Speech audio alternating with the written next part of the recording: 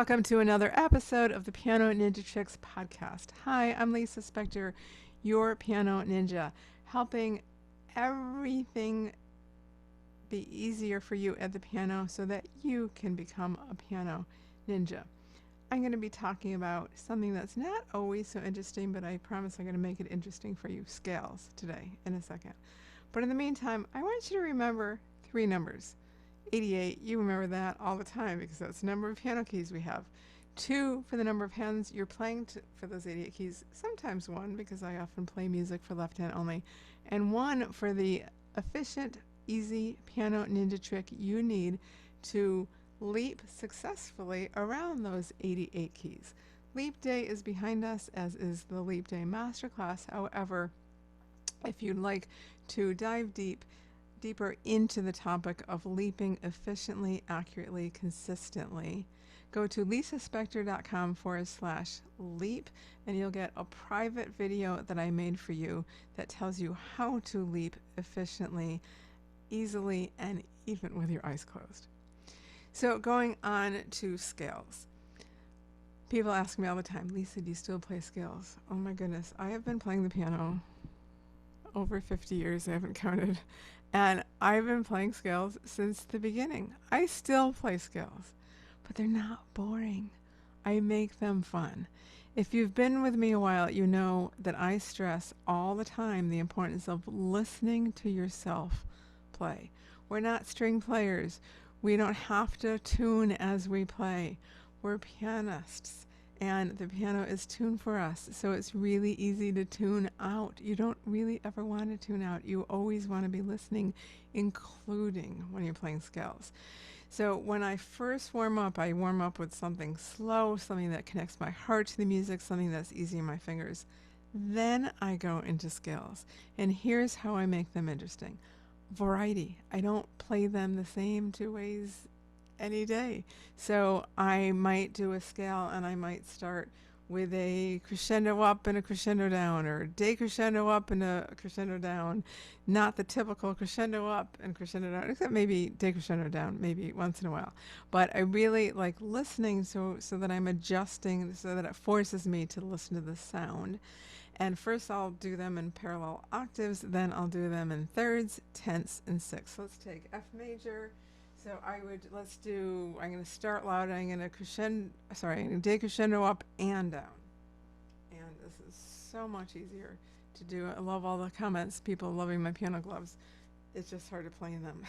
So here we go. So I am going to start fortissimo. I'm going to end, when I get to the top, I'm going to be like mezzo forte, and then I'm going to be pianissimo when I get to the bottom.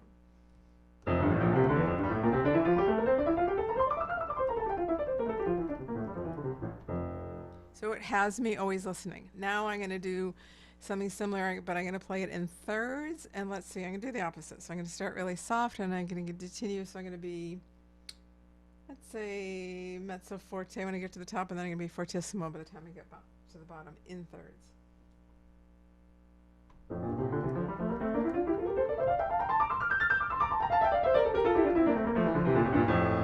Now in tenths, I'm going to, let's see, this time I'm going to start loud, start fortissimo, I'm going to decrescendo, so I end up pianissimo, and then I'm going to crescendo again, so I end fortissimo.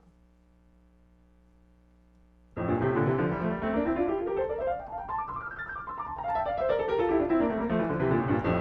that one was a little more challenging because, whoops, that was supposed to be tenths. Let me do it in tenths.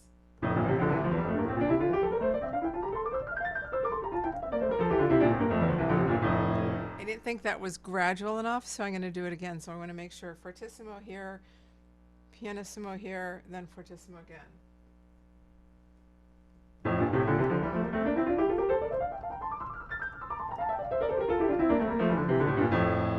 That I felt like that was better. It was more gradual. That was harder than the first 2 sets because I had less notes to do a huge fortissimo to pianissimo. So now I'm going to do the little more traditional of starting soft, pianissimo, crescendoing, so I'm fortissimo at the top, and then I'm going to decrescendo, but I'm going to do it in sixths. So I've done thirds, I've done an octave more in tenths, and now I'm going to go to sixths, which which is an inverted third or 10th.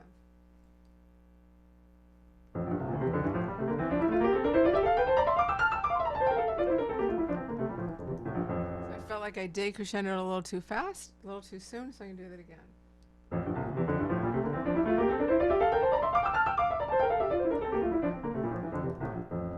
That was a little better. So it keeps me on my toes. It keeps me really, really listening.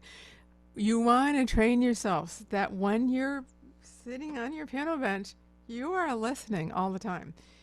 And it makes you an interesting musician, and it makes your piano time more enjoyable, and it makes scales more fun. So that's one of the ways I make scales more fun. Love to know how you experience that when you try it on your own. I am getting ready for a big Piano Ninja mini course taking place live, virtually live, the last week in March. I don't have a link yet, so I will provide that soon, definitely by the next episode. But put it in your calendar, the last week in March, from Monday through Thursday, noon Pacific, 3 Eastern. I'm going to be doing a mini course, and I'm going to be taking you through different piano ninja tricks and applying them to music I'm playing. And then on Friday of that week, the last Friday of the month, is March 29th. It is World Piano Day. Did you know there was such a thing? World Piano Day is always on the 88th day of the year. So it's often on March 28th, but because we had leap year this year, it's March 29th.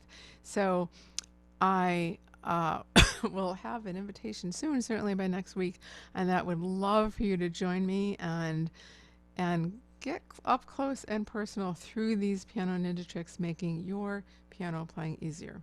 Thanks for listening. I know there's a million things you can be doing with your time, and I so appreciate it. And I am Lisa Spector, your piano ninja, signing off with the opening of the F minor etude of Chopin.